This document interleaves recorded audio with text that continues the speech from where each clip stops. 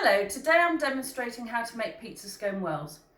The ingredients you're going to need are all in your little recipe booklet, but for those who may not have that, I'll just quickly run through them with you. 150 grams of self-raising flour, 50 grams of hard block margarine or butter, 75 to 100 millilitres of milk, a tablespoon or two of tomato puree, grated cheese, about 50 grams. You can also add things like chopped ham, chopped onion, basil, parsley you might want to add in as well. The equipment you're going to need will be a cooling rack and a baking tray. I have put baking paper on my tray. If you don't have baking paper at home, you can just make them on the tray. I would scatter it slightly with a little bit of flour before you put your whirls on there to stop them sticking. You're going to need a mixing bowl, a measuring jug, a table knife and a rolling pin. Okay, so we're going to start by rubbing in. This is something we've done before, but just to remind you, cut your hard margarine or butter into smallish pieces with a table knife. And then we're going to start rubbing in. To remind you how we do that, in case you're not sure, it's a little bit like clicking your fingers. Okay, so we're going to get a handful of flour and we're going to push the butter into the flour using our fingertips. Have your hands upright this way round so you can see what you're doing. If you're doing it like this, you can't really see. So it's better if you have your hands turned up and let the flour just rain through your fingers. Okay, so once you've been rubbing in for about a couple of minutes, your mixture should have gone from white flour and yellow butter to a sort of overall crumbly, creamy mixture, creamy coloured mixture. Make sure you go right to the bottom of the bowl each time so you're not missing any flour.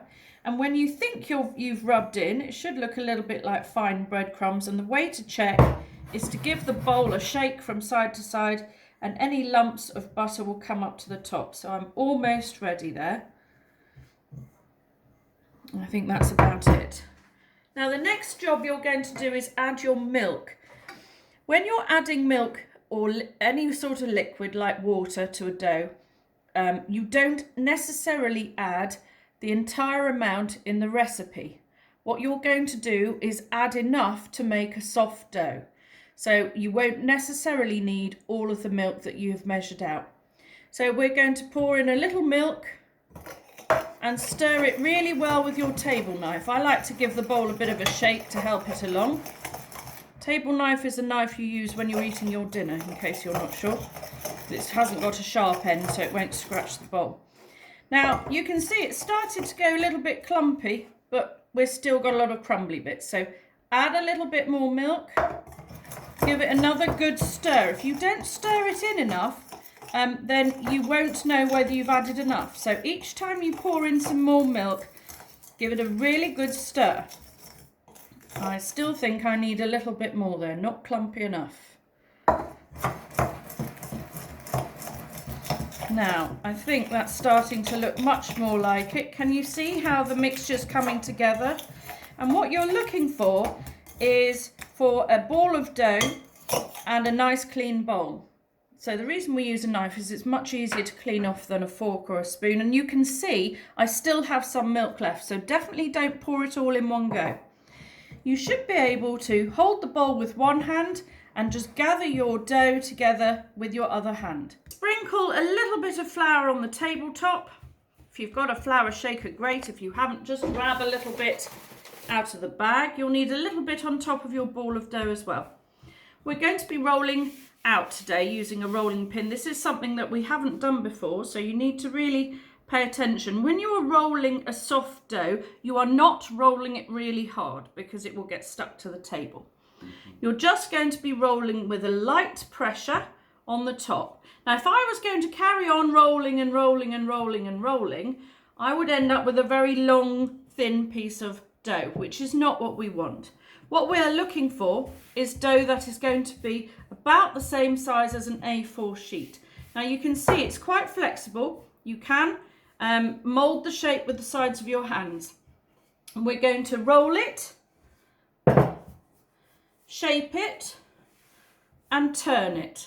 And this is the way to make sure that you're going to have the right size and an even sides for your pizza scone wells. And it's important you have even sides because we're going to roll this up, and it needs to be a nice rectangular or square shape.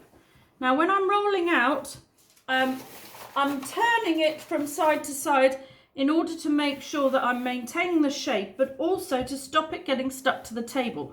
So if you're rolling and you're feeling like you're getting stuck, add a little bit of extra flour. So we're going to roll it, we're going to shape it, and we're going to turn it. Don't pick it up, it's soft, and don't turn it over, you'll break it. There's no need to turn it over.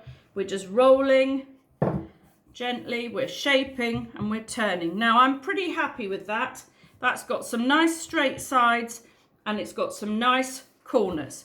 When you get to that stage, you're then going to start adding your tomato puree. Just squirted some tomato puree on. Really, it depends on how much you like, but you're going to spread it across the pizza scone well base, and you're spreading, making sure you've got enough to go to all the edges.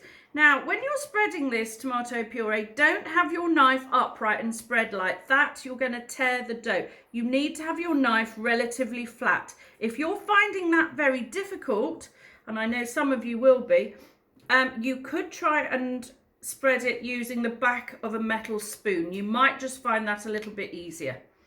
And when we do the pizza next week, we will definitely be using the back of a metal spoon for that.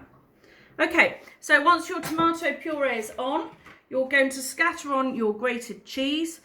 It says 50 grams, I think, in the recipe. Personally, I feel that you can't really have too much cheese, so if you need to put a bit more, grate a little bit more. When you're grating, be careful.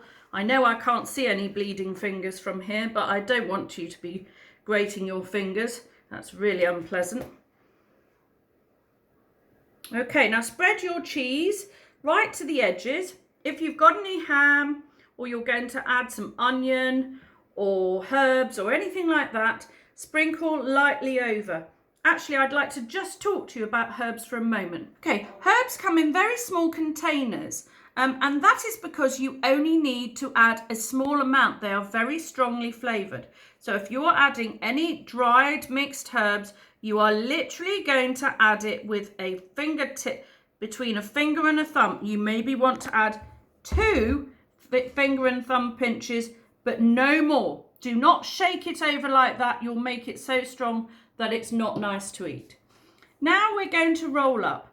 So you're going to push your the dough that is closest to you, push up a little wall, and then you're going to curl the wall over, and then roll it up. If you don't curl it over, you'll have a gap in the middle. So you need to curl it over and just roll up the dough. So you should end up with it looking like that. So you have the join underneath, okay? If you get to this point and your dough is very short and wide, you can actually stretch it a little bit by rolling it further with your hands. So get it looking really nice and even. Then we're going to cut it into 8 even pieces. The way to do that is to cut it in half, and then cut each half into half, and then each of those halves again into half to give you 8 even pieces. Now we're going to put the pizza scone wells on the tray. The end 2 pieces will have a slightly scrappier looking end, so make sure the scrappy outside, the very exterior end, is put face down. There's 2 like that. The rest, it doesn't matter which way they go on. You need to space them evenly because they are going to spread. Once you've put them on, you're going to give them a squash. So you should be able to see, in fact I'm going to move that one, a nice sort of whirly shape developing in the centre of your pizza scone wells. Okay, so they need to have a nice squash, and then they're going in the oven. They'll be in the oven for about 15 minutes-ish. The temperature needs to be about 200 degrees. And when you're putting them in the oven, I want you to remember how to put them in an oven safely. You're going to hold the tray at the front, next to your tummy, right in the middle, so that you are no danger of you burning your hands on the outside. So when you're putting in, hold your tray in the center and into the oven. Okay? So you're going to rest the tray on the oven shelf and push in. Okay, now I've just taken these out of the oven. Remember to use your oven gloves. Mine have got a hole in. How do you know when they're done? Well, I hope you can see that they're golden brown. You need to really be able to have a little, can you hear this? They should have a little firm, feel a little firm and have a ring to them. You're going to then need to put them onto a cooling rack to let them cool down. If you put them on paper, you might be able to move the paper or ask somebody else to help you. If you didn't have them on paper, then you'll have to lift them off with a cooling knife. Okay, and that's your pizza scone well recipe. You can make them in with any flavourings you like. You can add extra ingredients to them. You can even make a sweet version if you wanted a spread with apple puree or chocolate sauce or something like that, and add some fruit and roll them up. So very, very versatile recipe, just using a basic scone dough.